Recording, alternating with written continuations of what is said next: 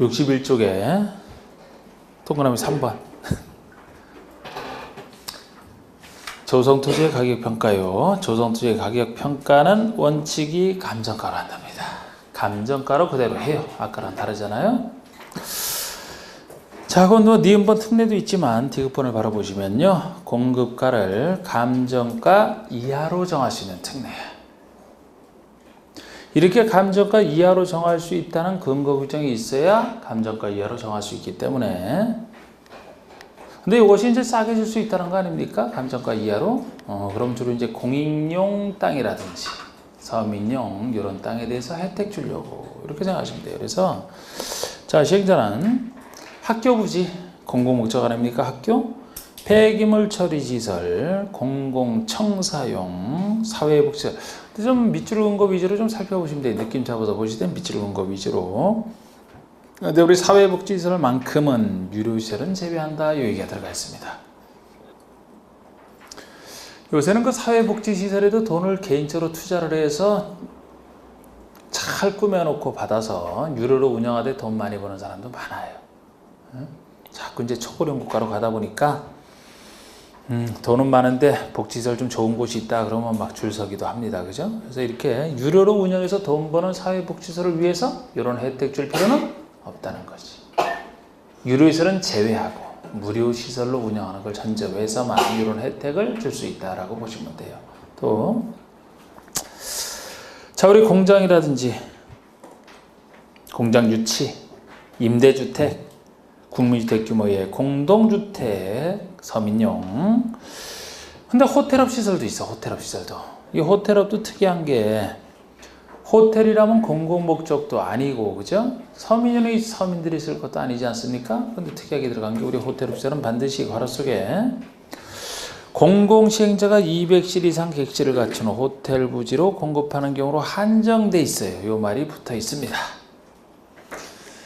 그래서 보통 이제 지방에서 그 국제 행사 등을 많이 할 때 호텔이 유치가 되어야 행사를 개최할 수 있는데, 행사 기간에만 잘 될 것이고 행사 기간 없으면 잘 안 될 거 아니에요. 그래서 호텔 들어오라고 해도 안 들어오는 경우가 많아서 들어오게 만들려고 나온 규정이죠. 그래서 200실 이상 객실을 하면 아주 대형 호텔이 되는데 공공시행자가 좀 희생을 하는 겁니다. 우리 공공시행자가 예를 들어 호텔 부지도 경쟁력이 있는 곳에 그 부지를 공급을 하면서 거의 헐값으로, 거의 무료로, 공급가 이하 중에서 아주 무료로 정해서 한번 들어오라 이렇게 되면 호텔 지을 사람 입장에서도 아주 땅값이 없고, 그죠?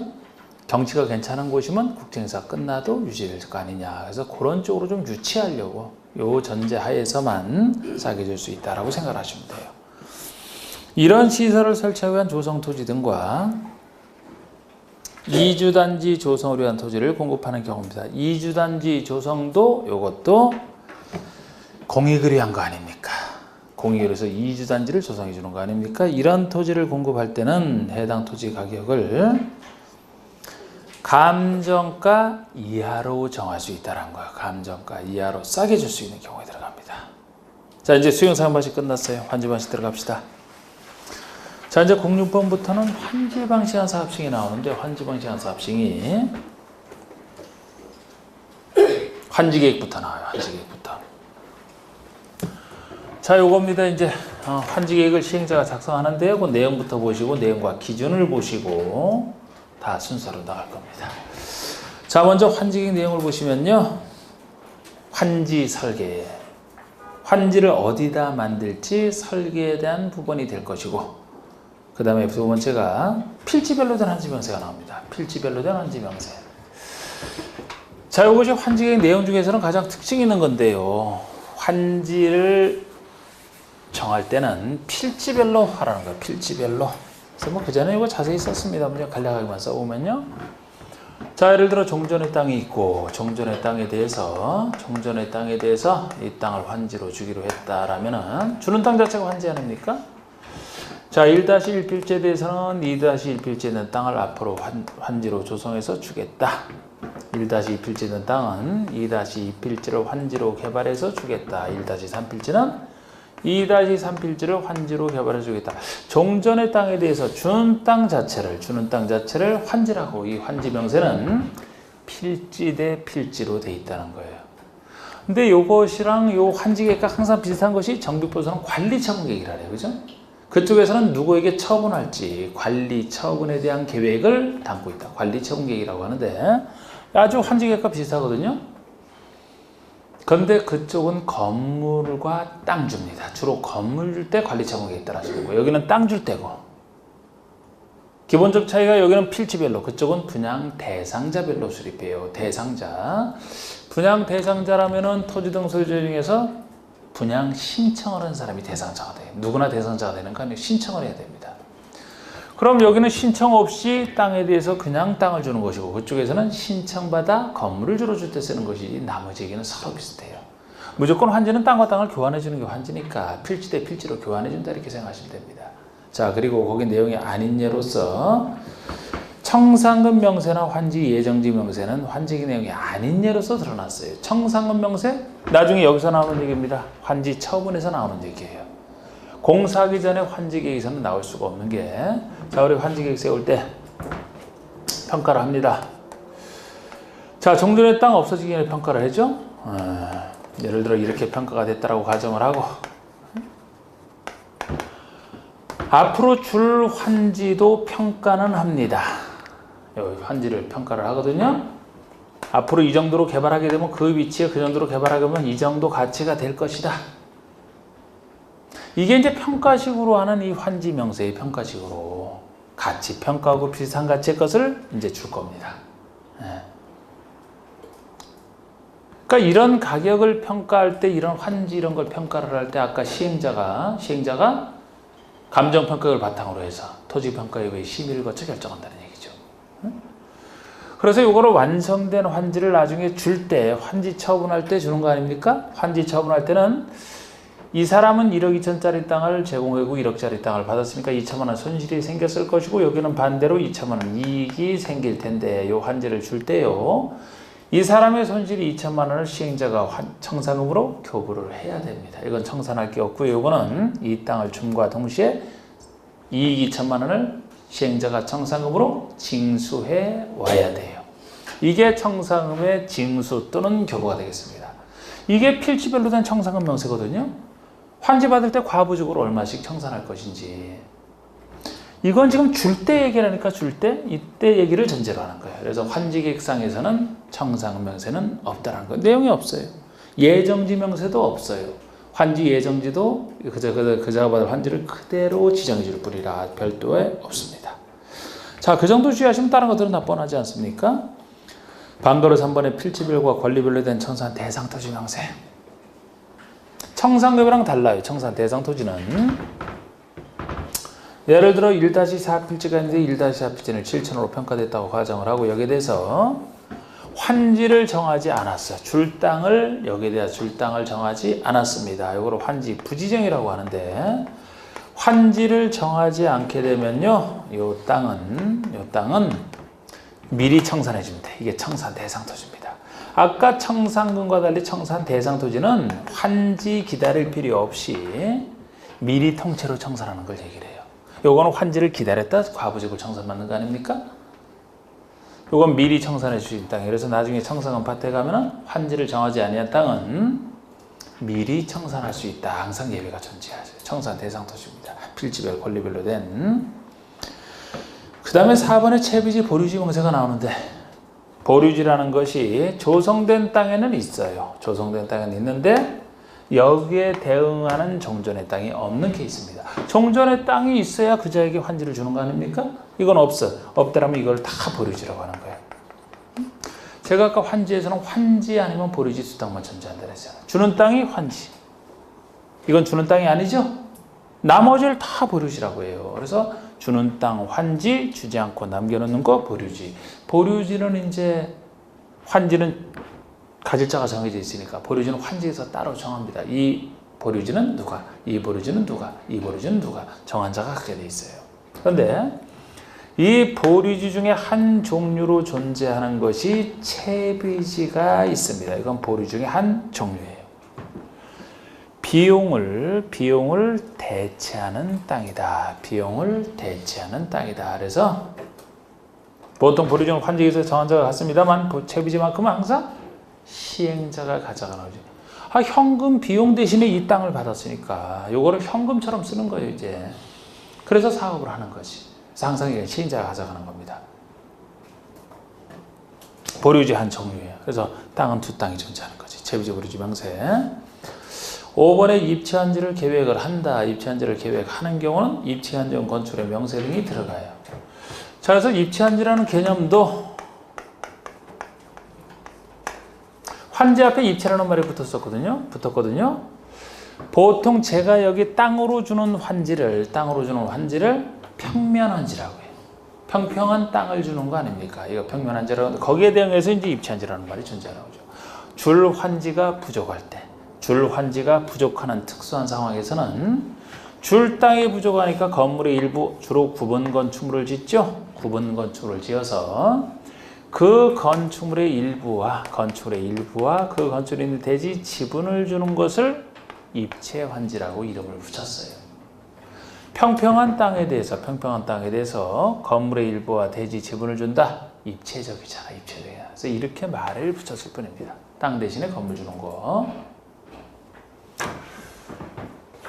입체환지를 한다면 입체환지 할 때만 따로 필요해요. 그 내용이 이제 당연히 들어가야 되겠지. 그걸 얘기합니다.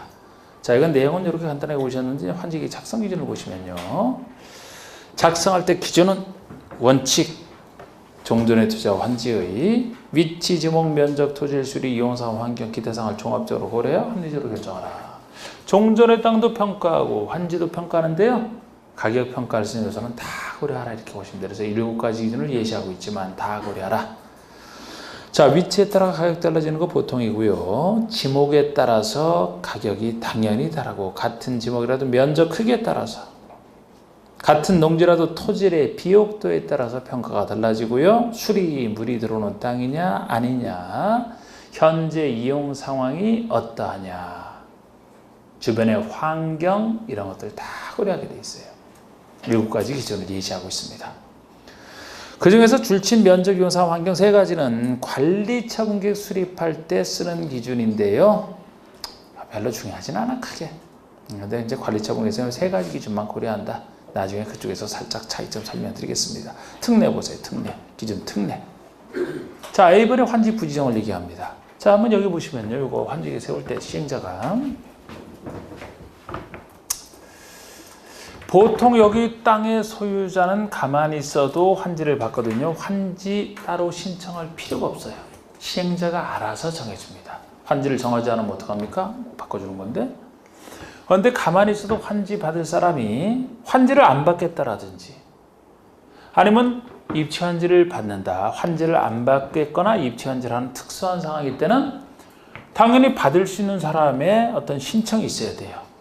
가만히 있으면 환지를 받는데 내 땅에 대해서 환지를 정하지 말아달라, 입치환지를 달라, 따로 신청이 있어야 됩니다.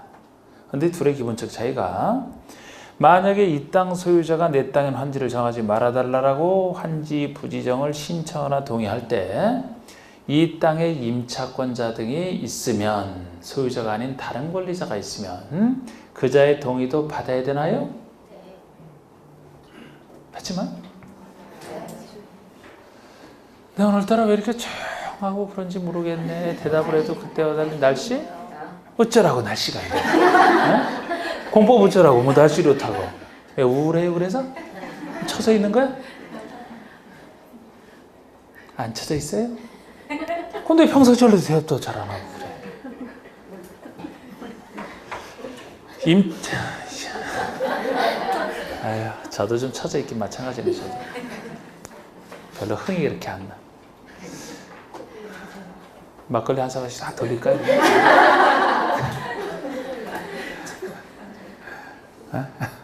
좋다고요? 김치전은 한 10개면 될 것 같고. 에휴, 자,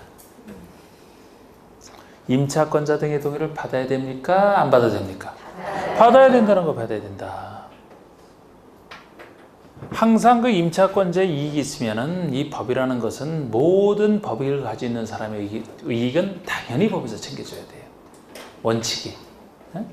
만약에 이사가 나중에 환지를 받게 되면은 소유권만 여기다 행사하는 게 아니죠.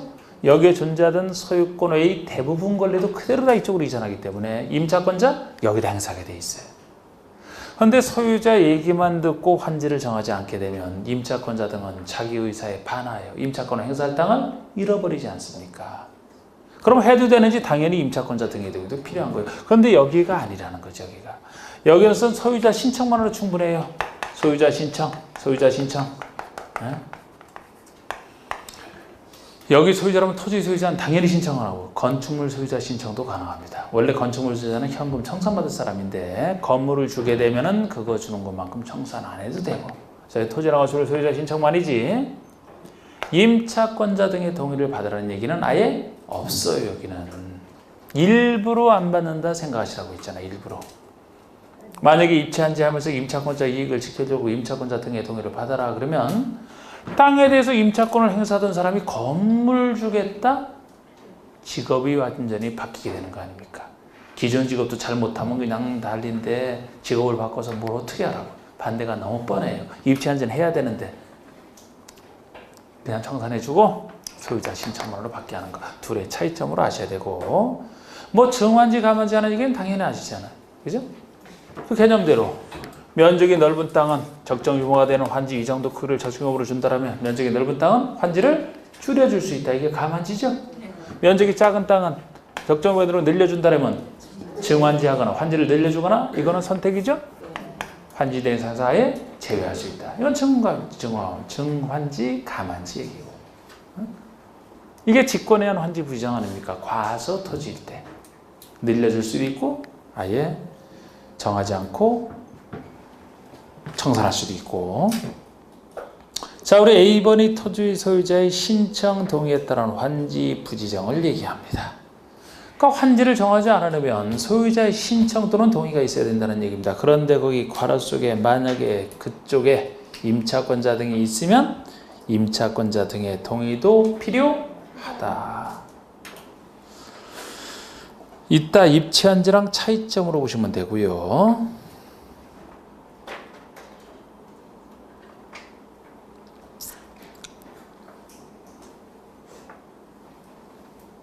그 아래 그 박스에 있는 것은 보고 싶습니까? 안 보고 싶습니까?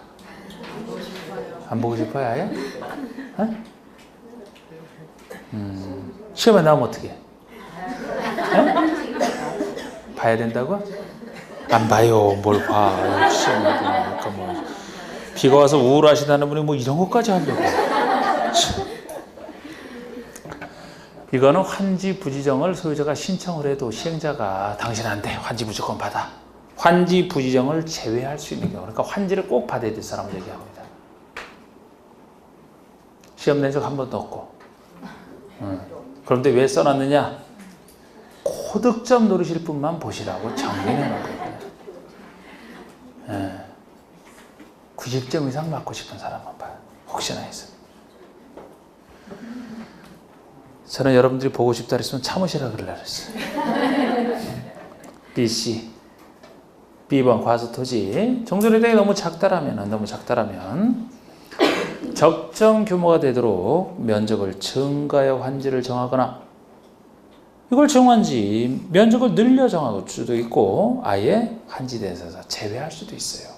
그러면 미리 청산해 주겠죠? 직권의 환지 부정을 얘기합니다. 반대로 과대 너무 넓은 땅이라면 면적을 줄여서 감소하여 줄 수 있다. 환지를 가만지 할 수 있다. 그 얘기 할 수 있다라고 보시면 됩니다. 자, 우리 D번의 환지 지정 등의 제한도 이제 살짝 볼 건데요. 우리 환지 지정 등의 제한 여기 한번 보세요. 이것도 정비법에도 유사 규정이 나와요. 정비법에서도. 그러니까 지금 환지 계획을 작성할 때 이 소유자에게 그죠? 소유자에게 환지를 주는데요. 만약에 소유자 수가 어느 기준 시점마다 다르다. 이때는 1명이었는데 그 땅이 분할이 돼서 예를 들어 어느 시점에서는 4명이 되고 어느 시점에서는 8명이 됐다. 어느 때 소유자를 기준으로 해서 환지를 줄 것이냐라는 문제입니다. 기준일을 딱 정해놓고 투기를 막기 위해서 투기랑 관련해서 소유자 수가 늘어나니까 기준일을 정해놓고 그 기준일 이후에 소유자 수가 늘어났다. 그럼 늘어난 소유자에게는 물건 안 줄 수 있다는 거예요. 환지 신청해도 물건 안 줄 수 있다는 겁니다. 그래야 투기를 막지. 이게 정비법에서 관리처분계 수립할 때 관리처분의 기준 시기랑 비슷한 얘기가 나와요. 그런데 이 둘의 기준시가 약간 다르고 처리하는 그 성향도 약간 다릅니다. 기준에서 약간 차이가 나고, 예를 들어 여기서는 시행자가 뭐 환지를 줄 수도 있고 안 줄 수도 있다. 그쪽에서는 정비부서 무조건 늘어나는 사람에게 안 주겠다 이런 식으로 약간 그쪽이 더 세거든요. 그런데 그런 차이도 아직까지는 낸 적은 없어요. 우리가 공부할 때는 엄밀하게 차이점까지 하지만 할 필요도 없어 사실. 한 번밖에 안 나왔거든요. 여기 관련된 것은. 그것도 기준을 이후에 소유자가 늘어났을 때 늘어난 사람을 어떻게 할 것이냐 하는 문제거든요. 그 사유 자체를 물어봤단 말이야. 그것도 한 번. 기준을 위해 어떤 일이 생겼을 때라고요? 소유자 수가 늘어났을 때 늘어난 사람에게 안 줄 수 있다는 겁니다. 그럼 늘어난 그 소유권이 늘어난 그 토지를 취득한 자는 물건 못 받을 수도 있다는 얘기예요. 자, 그것만 보십시다. 간단하게. 자, D번의 시행자는 구역 지정 시 주민의 의견 청취를 위한 공람 또는 공청으로 해서 공고한 날. 이게 보통의 여기서는 기준식이에요. 그러니까 구역 지정 직전에 주민의 의견을 듣거나 공청을 하기 위해서 공람 공고한 날이 됩니다. 구역 지정 직전이 되는 거죠. 이날 또는 지정권자가 따로 정한 날, 따로 정한 필요가 있어서 따로 정했다, 따로 정한 날이 기준일이 돼요. 요 기준일 다음 날부터, 기준일 다음 날로부터 다음에 어느 하나에 해당하는 경우, 이게 박스 소유자 수가 늘어난 모든 경우를 얘기합니다. 소유자 수가 늘어났을 때는 그 늘어난 토지나 건축물에 대해서, 즉 소유자 수가 늘어난 토지나 건축물에 대해서는 금전으로 청산할 수도 있고, 환지 안 주고 아예 금전으로 청산할 수도 있고, 환지 지정을 하더라도 환지 지정을 제한 다 안 줄 수 있다는 겁니다. 그러니까 시행자가 선택하게 돼 있어요. 환지 안 줄 수도 있다는 거예요. 어떤 일이 생겼을 때 박스, 이 박스 사유로 한번 물었었다고요. 이 사유로서 아닌 것은 해서. 근데 여기 사유가 다 소유자가 늘어난 사유만 얘기하거든요. 예를 들어 여러분, 소유자 수는 늘어나게 하는 게 직접 투기랑 관련해서 제일 통제하는 거잖아. 크게 두 가지가 있죠. 대충 생각했을 때 토지 분할, 토지 분할되면 분할된 것만큼 소유자 수가 바로 늘잖아. 또 어떤 게 있어요? 건축물 건축이 크게 두 가지예요. 건축물 건축이나 토지 분할. 토지 분할은 돈도 하나도 안 들면서 소유자도 늘리는 거고, 건축물 건축은 돈 들여서 늘리는 거지. 단독주택을 부셔버리고 공동주택을 짓는다. 공동주택을 부셔버리고 더 큰 공동주택을 짓는다. 소유자가 늘어나는 거 아닙니까? 투기랑 관련해서 쓰는 게 이 두 가지 대표적으로. 그래서 1번이 한 필지의 토지가 여러 필지로 분할이 된다. 분할되는 것만큼 소유자가 확 늘어나지 않습니까? 이게 토지 분할이에요. 나머지는 건축의 건축과 관련돼 있고. 이거를 그 전에 할 때 다음 중 그 사유가 아닌 것은 하면서 할 때, 둘 이상의 필지가 한 필지로 합병된 경우, 이렇게 해서 틀리긴 했어요. 합병이 되면 어떻게 됩니까? 소유자 수가 줄어들고 시행자는 신나하지. 오히려 소유자가 늘어나는 게 그 사람 챙겨주느라고 힘들어서 그러지. 그렇게 해서 틀리게 냈던 거예요. 그럼 이런 말은 더 어렵게 내지도 않았어. 한 번 딱 나왔을 뿐이야, 그것도. 응? 2번에 단독이나 다가구가 다세대로 전환됐다. 이건 용도 전환을 얘기해. 전환. 건물 그대로 있는 상태에서 용도 전환을 얘기하는 겁니다. 근데 단독이나 다가구, 다가구라면 단독이죠? 다가구도 단독이라고 배우셨죠? 다세대로 용도가 전환되면 다세대는 공동이 되죠? 사람 수 늘어날 거 아닙니까? 아직 그렇게는 안 했지만 아파트 연립으로 전환은 안 돼요. 없잖아. 왜 전환이 안 될 것 같아요? 요건이 안 맞아서 아예 안 돼. 용도 전환은 요건이 맞는 범위 내에서 전환할 거 아닙니까? 예를 들어 우리가 다가구를 배울 때 다가구만 하더라도 3계층 이하인데, 주택으로 쓰는 주가 3계층인데 아파트는 5계층 이상이죠? 전환될 수가 없잖아. 연립도 안 돼요. 다가구는 660 이하잖아. 연립은 660 초과잖아. 다세대 내에서만 이제 용도가 그 기준이 중첩되는 범위 내에서 전환이 가능하겠지. 혹시 아파트나 연립으로 바꾸고 싶다라면 그냥 바꿀 수는 없다니까요. 4번 규정에 따라 부셔버리고 새로 짓는 거야, 그때는. 이건 있는 상태에서 전환할 때 얘기잖아요. 3번은 하나의 대지 범위 안에 속하는 동일인 소유의 토지와 주택 등 건축물을 어떤 사람이 자기 땅에 자기 건물 가지고 있습니다. 혼자서. 근데 이것을 토지와 주택 등 건축물로 각각 분리해서 소유한다면 토지와 건축물이 분리가 되니까 소유자 수가 늘어날 수가 있죠. 토지 소유자 따로, 건물 소유자 따로 이렇게. 그 다음에 4번에 나대지 건물을 새로 지어요. 그럼 건물 소유자 수가 늘어나겠네요. 기존 건축물을 철거하고 기존 건축물을 철거하고 다세대나 집합건물법에 따른 구분소유권의 대상에 되는 건물을 건축하여 그 토지나 건축물 소유자 수가 증가되는 경우. 이게 바로 구분건축물의 집합건물법상 대상이 되는 게 이제 공동주택이니까요. 기존 주택을 철거하고 공동주택 등을 지어서 결국 소유자 수가 늘어나는 모든 경우를 다 얘기하지 않습니까? 2번에 입체환지. 자, 우리 입체환지에서는 일단 뜻부터 보시고 거기에 관련된 내용 한번 살펴봅시다. 입체환지 내용이 많아 보이지만 정리만 하면 간단해요. 먼저 기억번의 뜻이 나옵니다. 자, 시행자는 도시개발 사업을 원활히 시행하기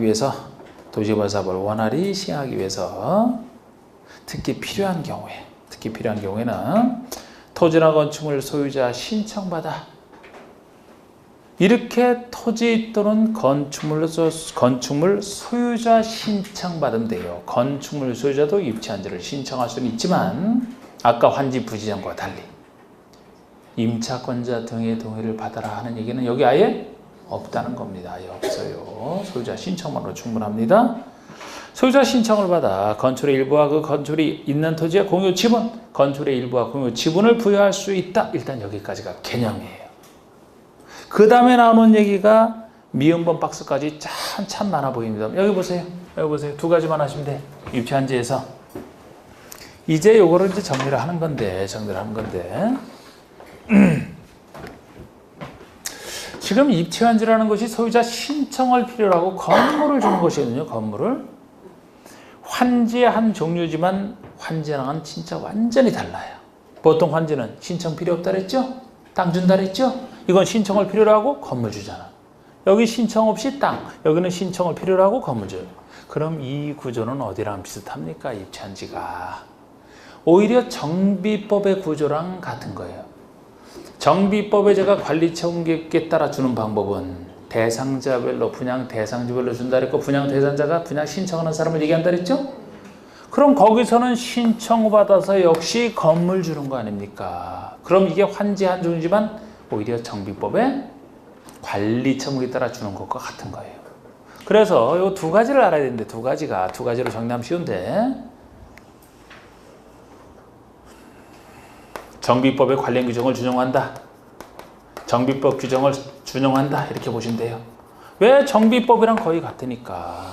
그쪽의 관련 규정, 신청하는 규정과 건물 주는 규정 이거 그대로 끌어다 쓰는 겁니다. 요거 그래서 제가 3, 4월에는 요거 할 때 안 했어요. 뜻만 보고 지나갔지. 왜? 정비법을 알아야 되기 때문에 쓸 수 있는 말이라. 자, 이제 정비법의 그 신청하는 단계 관련된 규정 생각나십니까? 우리 정비법 틀 잡을 때 있잖아. 뭐 사업시 인가 다음에 분양통지 공고, 관리처분계 인가 신청하는 기준. 아직도 기억이 안 나는 모양이네. 자, 우리 분양통지 공고, 응? 분양 신청 기간 등을 당사자에게 통지하고 신문에 공고하는 것. 이게 분양통지 공고죠? 사업시 인가 다음에 나오는 거. 우리 제가 사업시 인가 다음에 120일 내에 하라 이렇게 했던 거 있잖아. 분양통지 공고. 신청기간을 알려줘야 될 거 아닙니까? 이때 알려주는 신청기간 어떻게 계산해요? 당사자에게 통지한 때로부터 30일 이상 60일 내로 한다. 분양 신청기간 21년 정할 수 있다. 이 신청기간 동안에 신청을 하게 돼 있죠? 그런 얘기를 그대로 끌어 쓴단 말이에요. 여기서 그대로. 숫자 하나도 다르지 않고 똑같아요. 그쪽에 신청에 관련된 규정과 건물 줄 때 쓰는 규정을 여기서 끌어다 쓴다는 겁니다. 신청인에 신청하면 신청 단계고 신청했을 때 건물 줄 때 관리청기 기준 중에 우리 건물 줄 때 쓰는 기준 건물 중에서 특히 주택 줄 때 원칙은 왜 다 생각 날 텐데 지금 아니 그 키워자 원칙은 주택 며칠 준다 그랬어요. 진짜 막걸리 한잔 해야 되겠네, 이거. 다 잡고. 자, 우리 한 채 준다 그랬잖아. 원래 주택은 투기 목적으로 가지고 있는 거 아니라고. 그래서 한 사람이 여러 주택, 여러 토지를 가지고 있어도 주택은 한 채 주는 게 원칙. 반대로 2인 이상의 일색을 공유했을 때는 무조건 한 주택만. 예외도 없다 그랬잖아, 그죠? 지분대로 그대로 가져가면 되니까. 그런데 이 원칙 한 주택 주는 원칙에다가 예외 수많은 예외가 있는데 다행히 예외 중에서는 하나만 끌어다 쓰고요. 첫 번째 나올 예외만. 원래는 한 주택이지만 소유한 주택 수만큼 줄 수 있는 예외 있잖아. 소유한 주택 수만큼 다 줄 수 있는 수도권의 과밀역제 권역에 위치하지 아니하는 과밀역제에 위치하지 아니하는 재건축. 재건축 대신에 여기는 도시벌구역으로 바꿔놨을 뿐이에요. 구조 똑같아. 과밀역제에 위치하지 아니하는 도시벌구역 소유자에게는 소유한 주택 수만큼 다 줄 수 있다. 또 하나가 근로자 숙소나 기숙사 용도로 가지고 있다. 그럼 기숙사 용도 여러 개 가지고 있다. 여러 개 다 줘야 집 없는 사람이 기숙사 이용하는 사람이 계속 이용할 수 있다. 공공 소유자라면 공익을 위해서 쓸 수 있다. 지금까지 미뤘던 게 정비법의 관련 규정을 알아야 이걸 하기 쉬운데 정비법의 관련 규정 했던 걸 다 기억을 까먹고 있으면 여기서 또 이렇게 하는 게 또 힘들지도 그렇지. 그걸 그대로 끌어다 써요. 왜? 그쪽이랑 같기 때문입니다. 관련 규정을 그대로 끌어다 써요. 똑같아. 네? 지금 요거는 이제 뭐 다음 주에 다시 배우겠네. 다음 주에. 차라리 지금 한 걸 갖고 다음 주에 써야 되겠네. 지금 얘기한 거를. 응? 자, 또 하나는 뭐냐? 거르는 절차가 필요하다는 거예요. 거르는 절차가. 두 가지 생각하세요. 왜 이게 필요하냐면은 지금 입지한지 할 때는 소유자 신청을 받는다고 했는데 환지 줄 땅이 없어서 입지한지를 계획했는데 만약에 소유자가 신청을 안 한다? 그럼 사업 못 합니다. 그래서 시행자가 구분 건축물 계획을 발표할 때는 좋은 곳에 신청할 만한 유인을 제공하려고 좋은 곳에 좋은 건축물을 짓겠다라고 발표를 해요. 근데 너무 좋은 곳에 그 건축물을 짓겠다는 거예요. 그랬더니만 적당한 사람이 신청해야 되는데 원래 환지 받을 사람도 다 너도나도 이거 받겠다라고 몰릴 수가 있어요. 그죠? 그럼 환지 받을 사람이 부족해서 오히려 사업을 못 할 수도 있어요. 이게 너무 좋으면 이것만 다 받겠다라고 하게 되면. 그래서 거르는 절차가 필요한 거예요. 거르는 게.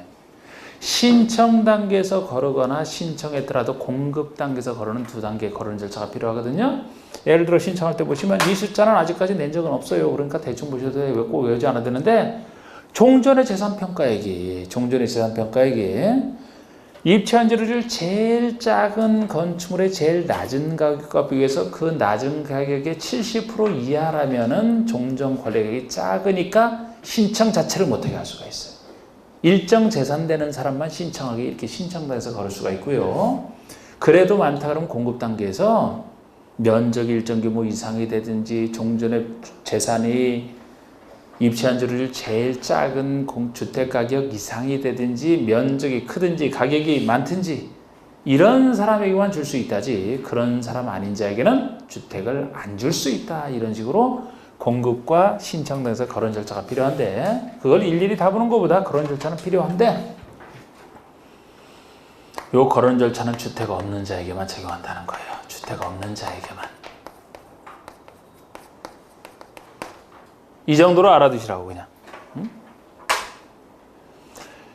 만약에 종전의 재산이 굉장히 낮아서 신청 자체를 못한다 하더라도 종전의 재산이 낮아서 공급을 아예 못 받는다 하더라도 주택을 가지고 있는 토지 소유자라면 토지 소유자 중에 주택이 있는 사람이라면 그 사람이 신청하는 순간에는 거론 절차가 작동이 안 돼요.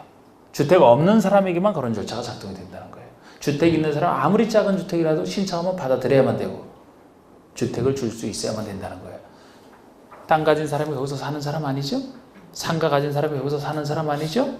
주택 있는 사람은 거기서 사는 사람이고 환지 방식으로 지금 한다라면은 그곳에 사는 사람은 주택을 받아야 계속 살 수 있잖아. 그래서 이 거론 절차가 주택 없는 자를 전제로 한다. 이 두 가지만 알아두시면 돼요. 두 가지면 다 해결되는 거예요. 그 많은 내용이. 자, 거론 절차부터 한번 볼까요? 그 다음 것이 거론 절차니까 다만 종전의 토지나 건축물 권리가액이 종전의 재산평가액이 구분 건축의 최소 공급가격이랑 비교해서 이것의 70% 이하인 경우에는 시행자가 규약 정관 등이 정하는 규정으로 신청 대상에서 아예 제외할 수 있다는 거예요. 그래서 이 사람은 신청을 못하는 거 아닙니까? 그런데 뭐가 전제가 돼 있어요? 괄호 속에 다만 환지 전 토지에 주택을 소유하고 있던 토지 소유자라면, 주택을 가지고 있는 소유자라면 권리가액에 관계없이 신청할 수 있다고요. 주택 없는 사람에게만 이렇게 제외할 수 있다는 겁니다. 이게 신청 단계에서 거론 절차고, 공급 단계에서 거론 절차 뒤에 보셔도 되지만 미리 볼까요? 미음번 박스 중에 미음번 박스 중에 넘겨보시면은, 넘기지 말고 디귿번 보세요. 또 걸쳐있네요. 박스에 디귿번 보시면 입체한지로 주택을 공급하는 경우, 주택을 줄 때 누구에게? 주택을 소유하지 아니한 소유자에게. 주택 있는 사람 빼고 주택 없는 사람에 대해서는 다음 경우에만 주택을 줄 수 있다 해서 1번 면적이 일정 규모 이상이거나 아니면 종전의 총 권리 가액이 공동주택 공급 예정 가격 이상이거나 일정한 가격이나 면적 기준을 갖췄을 때만 줄 수 있다니까, 이 정도 기준 없는 사람은 못 받는다는 얘기가 되거든요. 주택 없는 사람을 전제로 해서. 그러니까 주택 있는 사람에게는 이런 거론 절차가 적용이 안 된다는 것 정도 최소화하시라고요. 그럼 나머지 얘기는 다 정비법의 관련 규정 준용입니다. 나머지 얘기가 다시 앞으로 오셔가지고 우리 그 기억법 밑에 있는 니은번 볼까요? 이게 정비법으로 따진 분양통지 공고 얘기예요. 자, 시행자는 환지계획 작성 전에 환지 신청기간 등을, 환지 신청기간, 그쪽에서는 분양 신청기간 같은 얘기죠. 환지 신청기간 등을 토지나 건축물 소유자에게 통지하고, 언제까지 신청하라? 통지하고 신문에 공고하라. 분양토지 공고잖아요. 이때 알려주는 입체한지 신청기한이 디귿번에, 입체한지 신청기한은 통지한 때로부터 30일 이상 60일 내로 한다. 21년장 똑같은 얘기입니다. 리을번처럼 환지 신청 기간 내에 신청하는 거 똑같고요. 신청했을 때 주택 줄 때 기준 보세요. 입체한지로 주택 공급시 기준 박스 중에서 기억번, 원칙, 니은번이 소유한 주택 수만큼 예외, 요 둘을 똑같이 끌어다 쓰는 거예요. 원칙 보세요. 1세대나 한 명이 하나 이상의 주택이나 토지, 하나 이상의 주택이나 토지를 소유한 경우 1주택을 공급하라. 원칙입니다. 2번은 같은 세대에 속하지 않은 2명 이상이 1주택이나 이틀을 공유했을 때는 한 주택만이잖아. 항상 한 주택만 주면은 공유 지분대로 그대로 가져가니까요. 이건 예외도 없어요. 근데 여기 원칙에 대한 예로서 니은번에 다만 다음의 토지 소유자에게는 소유한 주택 수만큼 줄 수 있다. 소유한 주택 수만큼 줄 수 있다. 세 가지. 과미력적은 위치하지 아니하는, 이게 전제되어 있는 아니하는 도시개발구역의 토지 소유자에게, 근로자수나 기숙사 용도로 가지고 있는 사람에게, 공공시행자가 소유자라면 똑같은 얘기입니다. 이게 여기까지 끌어다 쓰는 거예요. 그래서 두 가지를 딱 생각하실 때 입체한지, 아마 혹시 내용이 나오더라도 저 둘 중에 하나다. 입체한지 끝났고요. 자, 넘겨보시면 F번에 공공설 용지에 대한 얘기가 나옵니다.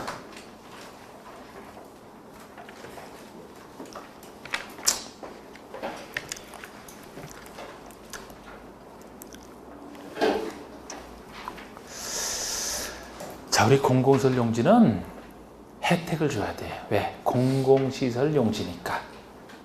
그래서 기업번의 환지기를 정함에 있어서 그 위치 면적 등에 대해서 환지 기준을 적용하지 아니할 수 있다. 우리 아까 환지계획 세울 때 막 7가지 기준이 있었죠? 그런 기준을 공공용지에는 적용을 안 해주는 게 혜택이에요. 그럼 그 기준에 상관없이 그냥 거기 제한받지 않고 할 수 있잖아요. 그 기준 적용 안 하는 게 혜택입니다. 뭐 니은번도 있고 지번 보시면 채비지와 보류지정. 이건 그전부터 봤던 거죠. 지번의 기억번.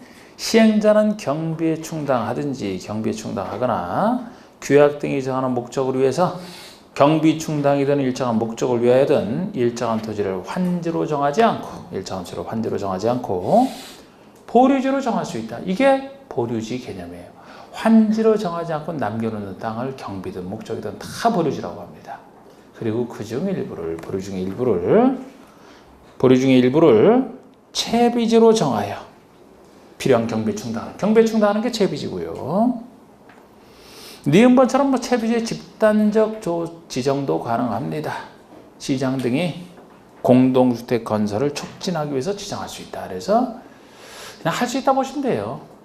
채비지도 비용 대신에 쓰는 것을 집단적으로 지정하게 되면 공동주택 지을 사람은 편하게 받아 공동주택 지을 수가 있거든요. 잘 팔릴 것이고, 그래서 공동주택 건설을 촉진해서 필요하다면 집단적으로 지정할 수도 있다. 그냥 할 수도 있다. 자, 이제 H번에서 이게 규칙에 나오는 얘기입니다. 규칙에 나오는 것이 박스에 쭉 있어요. 법령도 아닌 규칙. 물어보면 또 하기 싫다라겠죠? 해야 돼요.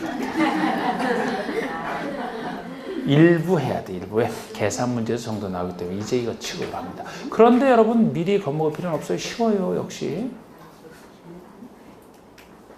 쉽다니까. 학개론의 계산 문제 여러분 깐깐하죠? 응? 공법은 학개론에서 훨씬 쉽죠?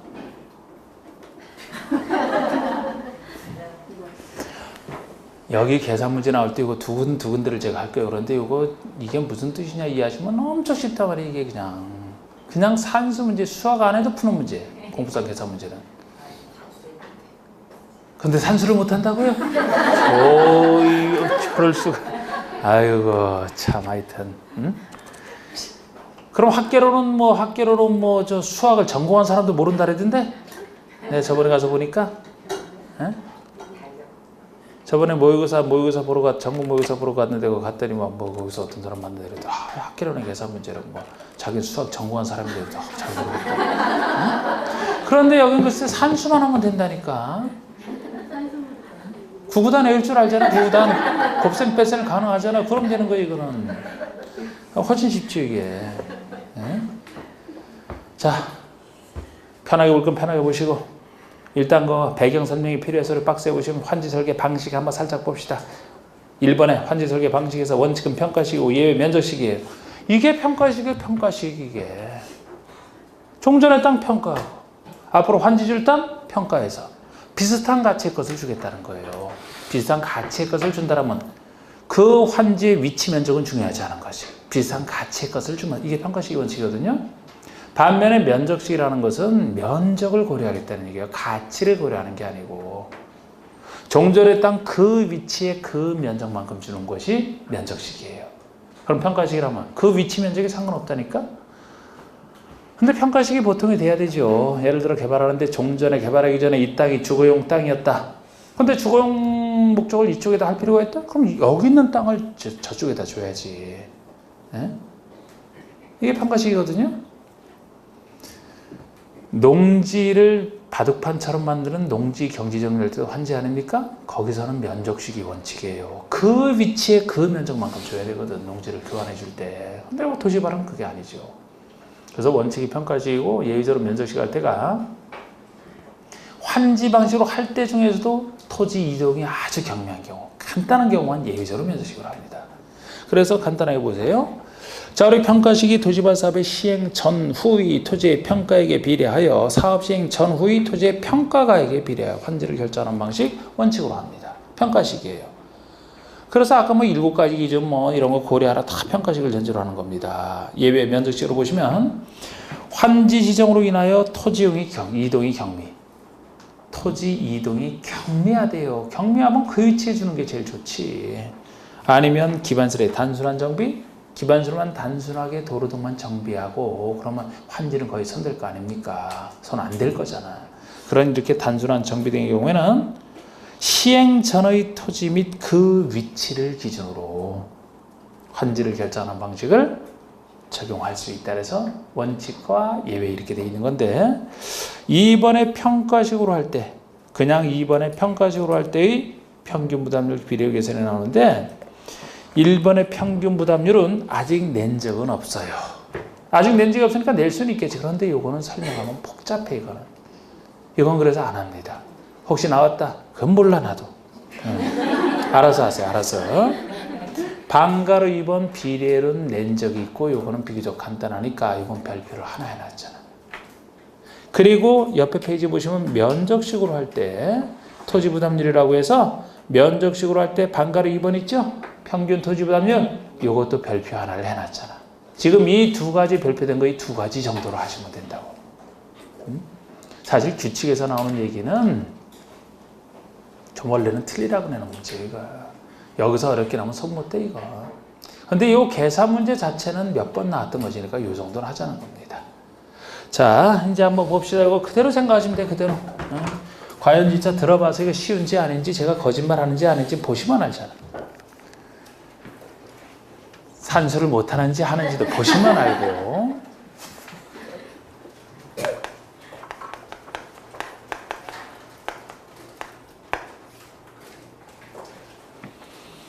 자, 우리 환지 설계할 때는 원칙이 평가식이라고 했죠? 예배가 면적식이라고 했습니다. 자, 우리 평가식으로 할 때 비례율 계산이 나오잖아. 비례율 계산이. 면적식으로 할 때는 평균 토지 부담률 개념이 나오고요. 그냥 이걸 주고 물어본단 말이에요. 주고. 평가식으로 할 때 다음 중 비례율에 대한 건데 비례율을 계산하라. 그러면서 여기에 관련된 거, 여기에 관련된 요소를 쫙 줍니다. 예? 여긴 평가식으로 할 때니까 예를 들어서 환지 전에 전체 부동산을 평가해 놓겠죠? 환지 전 토지 평가해. 아니면 사업 후에 조성된 토지가치를 평가해. 예? 평가식이니까 비슷한 거 전체 환지 전 토지 평가액, 조성된 토지 평가액, 뭐 사업비 막 이런 거 주고 물어볼 거예요. 그러니까 그 중에서 암기하는 경우 그 중에서 이걸 갖고 찾아서 분모 분자에 적용만 하면 된다니까. 자, 우리 비례율 계산할 때 대충 비례율이란 뭐예요? 사업 시행한 것이 사업 시행 전에 얼마나 비례하느냐. 대충 비례율이 분모분의 분자. 그럼 분모가 투입된 요소가 분모죠? 나온 게 분자죠? 모 자하 관계잖아, 분자식이. 분모, 분자. 모에서 자가 나온 거 아닙니까? 그래서 투입된 게 항상 분모에 들어가요. 나온 것이 분자에 들어가지. 분자식에서. 그럼 조성된 것 중에 평가식이니까 당연히 주어진다 그랬어요? 자, 우리 조성된 토지가치의 평가액이 있고 환지 전 토지가치의 평가액이 있어요. 분모에 뭐가 들어가야 돼, 그러면? 그렇지. 환지 전 공사하기 전에 환지 전 토지가치의 평가액 합계가 분모가 들어가고 나오는 것이 뭐예요? 조성된 것이 사업 시행 끝난 거죠? 환지 전 평가액분에 조성된 평가액. 조성된 것이 환지 전에 얼마나 비례하느냐. 요게 투입돼서 얼마가 나왔느냐. 그런데 요가 나온 것이 거저 나왔냐고요. 어떤 대가를 지불하고 나왔겠죠? 공사를 해서 이게 나온 거니까 순수 나온 액을 그대로 보면 안 되지. 조성된 표준화 건축물 평가액에서 뭐를 빼줘야 돼요? 공사비를 빼줘야지. 주어진 사업비를 빼주면 돼. 이 사업비를 투자해서 이게 나왔으니까 이걸 투자해서 나올 거 사업비를 빼줘야 이게 순수 나온 가치가 되죠? 그럼 종전의 가치에 대해서 순수 나온 것이 어떻게 되느냐. 분모분의 분자, 이게 비례율이에요. 쉽죠? 그대로 여기다 적용하면 돼. 그냥 끝. 100억짜리 땅을 가지고 조성된 게 200억이다. 사업비 얼마 잡을까요? 50억이 들어갔다. 그럼 그대로 이대로 적용하면 돼요. 그럼 100분의 150. 150%네? 1.5배? 사업 잘 됐다는 얘기지 뭐 그럼. 비례율은 많을수록 이제 잘 된 거지. 사업 전에 비해서 조성된 것이 얼마나 비례하느냐. 말 그대로 쓰면 돼. 얼마나 쉬워. 이왕 쉬운 거 이거 다 차고 넣을까요, 이것도? 자, 말을 그대로 분석하시라는 거예요. 이건 면적식으로 할 때 하면서 평균 토지 부담률 이렇게 하고서 부담률. 아까 비례율이 했잖아. 토지 부담률이면 사업을 위해서 부담한 비율이 부담률이죠? 그러면 면적식으로 하니까 분모에 뭐가 들어가요? 전체 면적이 들어가겠지. 전체 면적, 면적식이니까 아까 가치잖아. 전체 면적 투입이 돼서 이 중에서 부담한 비율이 얼마냐? 이거 계산하면 끝이에요, 이게. 부담한 비율이니까. 그럼 우리, 자, 보세요. 여러분들이 면적식이니까, 자, 종전의 땅을 개인적으로 볼 때는 요만한 종전의 땅, 이 정도 크기의 면적의 땅을 제공을 했어요. 그럼 이 땅에 대해서 면적으로 따질 때, 환지하는 보류지가 있죠? 환지하는 보류지 두 땅만 있다 그랬잖아. 그럼 이런 걸 줍니다. 주고 나서 물어봐요. 그러면 이 종전의 땅을 제공해서 사업 시행으로 받은 땅이 환지고, 못 받는 부분이 보류지에 해당하는 면적을 못 받는 부분이죠. 사업을 해서 부담한 것은 환지를 부담했다는 거예요? 보류지를 부담했다는 거예요? 사업을 해서 부담했다는 개념이. 이거? 네? 이게 부담한 거예요? 이게 부담한 거예요? 아니 부담했다는 거 자꾸 이 얘기도 나와서 그래 지금 이 얘기도 나오고 이 얘기도 나오잖아요. 확실해야지 이거를. 사업을 해서 부담했다는 얘기는 자 어떤 물건을 사러 갔어요. 내가 물건을 취득하기 위해서 부담을 했다. 뭐를 부담했다는 거예요? 물건? 가격을 부담한 거지. 내가 취득하는 대신에 부담한 게 뭐예요? 그 가격을 돈을 주고서 그거 얻은 거 아니에요. 그럼 이걸 취득하기 위해서 내가 부담한 것은 그 가격이죠? 그럼 사업을 해서 부담한 거예요? 환지예요? 보류지예요? 보류지가 부담한 거지. 사업을 해서 희생된 것이 부담한 것이지. 이건 본인이 받는 부분이잖아. 본인 건데 이게 무슨 부담을 했어요? 못 받는 부분이 사업에서 부담한 부분이. 그러면 개인적으로는 전체 땅, 자기 땅 중에서 보류지가 이게 부담률이지. 전체 중에서 보류지가 차지하는 비율이 부담률이지. 이건 받는 부분이니까. 그대로 해석하시면 된다니까? 그럼 이걸 전체로 확대시켜보면 환지계획구역 전체 면적, 환지계획구역 전체 면적분의 뭐가 차지하는 비율? 보류지가 차지하는 비율 찾아서 넣으면 돼요. 이렇게 보류지 면적 얼마? 전체 면적분에서 보류가 차지하는 비율. 투입된 것 부담률. 그런데 하나만 딱 주의하시면 되는 게 시행자 소유분은 양쪽에서 똑같이 빼줘야 돼요. 시행자 소유분만 양쪽에서 똑같이 빼줍니다. 사업에 참여한 사람이 참여를 해서 부담 비율을 얘기하기 때문에 옆에서 묵묵히 공사만 해준 시행자 소유분은 거기에 참여하는 사람이 아니잖아요. 시행자 소유분은 처음부터 시행자가 가지고 있다라든지 사업시행으로 시행자에게 무상귀속이 됐다 표시가 되든지 무상귀속이면 시행자 것이 되는 거죠. 시행자 것이 되는 것은 싹 빼고 계산해야 돼. 그래야 순수하게 사업에 참여한 사람이 얼마나 부담이냐. 이 식이야 그냥 이 식. 응? 이거 부담률이잖아. 그대로 보시면 돼요. 이 두 가지 하는 겁니다. 지금 복잡해 보여야. 네? 자 우리 방가르 2번에 방가르 2번 보세요. 2번에 아이고야 벌써 쉬는 시간 지나갔네 이거. 요거 한번 보고 오실게요. 우리 비례를 보시면 분모분의 분자 이렇게 되는데 분자가 먼저 앞에 나와 있죠. 조성되는 토지나 건축을 평가에 갖게 조성되는 이 평가에 합계해서 뭐를 빼줬습니까? 총 사업비를 빼줬죠. 요것을 무엇으로 나눴어요? 환지 전 토지나 건축을 평가에 합계로 주어진 것 중에 이렇게 판단합니다. 이게 비례율입니다.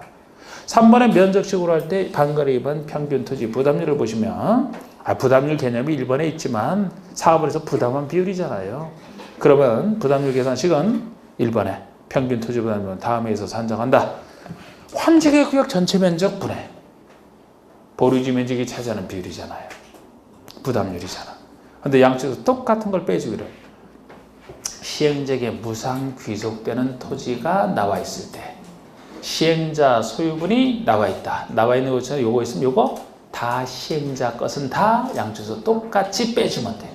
그럼 이게 부담률 계산입니다. 자, 동그라미 2번까지만 보시고 오실게요. 계산은 그걸로 끝났지만 동그라미 2번은 뭐 몇 년 전에 바뀐 부분이 있어서 동그라미 2번에 환지계획구역의 평균 토지 부담률은 50%까지로 한다. 50%를 초과할 수 없다. 시행자가 정하거든요. 환지계획 세울 때 시행자가 정하는데 부담률은 많으면 많을수록 많이 부담했다는 얘기예요. 아까 비례율은 높으면 높을수록 좋지만 부담률은 많이 부담할수록 안 좋은 거야 이게. 50%가 한도예요. 반을 넘길 수 없다. 반을 넘길 수 없던데 다만 지정권자가 인정하면 60%까지로 할 수 있고 소유자 3분의 2 이상이 동의하면 60%를 초과하여 정할 수도 있다는 거. 원칙은 반인데 이건 약간 웃긴 게 지정권자가 땅 소유자도 아니고 행정처인데 지정권자가 뭐라고? 지정권자가 인정을 하면 60%까지로 할 수 있고 그죠? 60%를 초과하여 70, 80, 90 정하려면 60%를 초과하여 정하려면 이때는 소유자, 이익 당사자 소유자 3분의 2 이상 동의가 있어야 되는 거예요. 이게 옛날에 바뀌기 전에는 소유자 전원 동의가 있어야지만 60%를 초과하여 정할 수가 있었어요. 그러니까 전원 동의가 어디 쉽냐고 할 사람도 반대 못하는 건데 그래서 3분의 2 이상 동의로 이렇게 해놓은 겁니다. 나중에 자, 이 정도만 봤어요 일단. 자, 지금부터 10분 쉬시고.